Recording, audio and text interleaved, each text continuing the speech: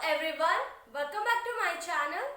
So this is the last topic of the chapter evolution, that is human evolution. It is so interesting, it's like a story. Please have a look over here and listen carefully. So till now in the previous classes also we have studied about the evolution of many animals and some of the organisms, right? So now we'll study about the human evolution, in the sense how we evolved into this modern or the present human. So before the occurrence of this modern human or the modern men, before how we used to be there, that's what we are going to study in this class. So around 15 million years ago, remember this, 15 million years ago, there were the two primators called Dryopithecus and Ramapithecus were roaming around or grooming in the earth. So these two, Dryopithecus and Ramapithecus, are the primates. These two were present over 15 million years ago. See, have a look over this. Dryopithecus and Ramapithecus, they are the primates, okay, where they were present around 15 million years ago. Where Dryopithecus was more like, it was like the monkey or apes, okay, because this Dryopithecus was having more hairy like or more hairs on its body. So it was more like a monkey or chimpanzees, where this Dryopithecus. Coming to Ramapithecus, where Lord Rama, right? So this Ramapithecus resembles, or it was more like human. Where this Dryopithecus was four-limbed, means it used to walk by using its four limbs. In the same way, where this Ramapithecus was bit more like the human features. So after this Dryopithecus and Ramapithecus, there arrived the Australopithecus around 3 to 4 million years ago. The presence of Australopithecus was there. Where this Australopithecus was, it was biliped. Why? Because where the Dryopithecus and Ramapithecus were the four-limbed, they used to walk like this, like monkeys. Where the Australopithecus, he evolved, he used to walk by using the two limbs. So he was biliped, or you can say bilocomotor, because he used to walk by using the only two limbs, that are the legs. And coming to Australopithecus, he was height, means he was 4 feet, only 4 feet he was height also. And he was having the cranial capacity, means he was having the intelligence, that is about the 500 cc. His cranial capacity was 500 cc. This is about the Australopithecus.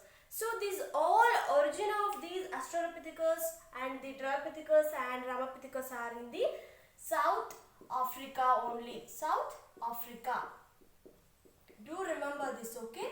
And these fossils were found in the Ethiopia and also the Tanzania, where the Australopithecus fossils. So after these, there arrived the Homo habilis, with the first organism to get the tag called Homo habilis. He was also biliped because he used to walk straight. He was having the vertebrate, he used to walk straight. And this Homo habilis was very happy man, because he used to travel all over, especially in the South Africa and some of the African region over there, where Homo habilis was having the cranial capacity about 650 to 800 cc. Compared to Australopithecus, Homo habilis was more intelligent. So his cranial capacity was more than this Australopithecus. And one more thing is, the Homo habilis, he was the tool maker. He did some tools with the help of stones. So he was the tool maker. Why he did tool makers is because to get protected from his predators or some of the harmful animals. And also he never ate meat. He did not depend on the other animals, but he ate only fruits. Where the Homo habilis food was only fruits, but he never depended or ate the, he didn't eat meat. So this is about the Homo habilis. After the Homo habilis, there comes the Homo erectus, where he was fully erected, straight body. Okay, this was. So here Homo erectus was the first Homo species to leave the African region. So his fossils were found in the Java. Okay, so he is called as the Java man also. Java man, and also he is called as the Peking man.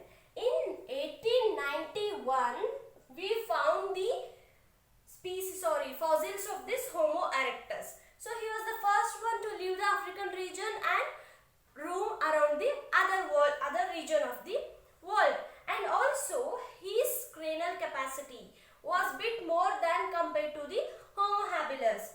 His cranial capacity was 900 cc, and he is the first person or the first Homo species to eat the meat. What? He started to eat meat. Okay, where this Homo habilis, he did not eat any meat, but the Homo erectus, who was erect posture in his appearance, he started to eat the meat because he used to hunt the animals and he used to eat, and he is the first person to leave the Africa region also.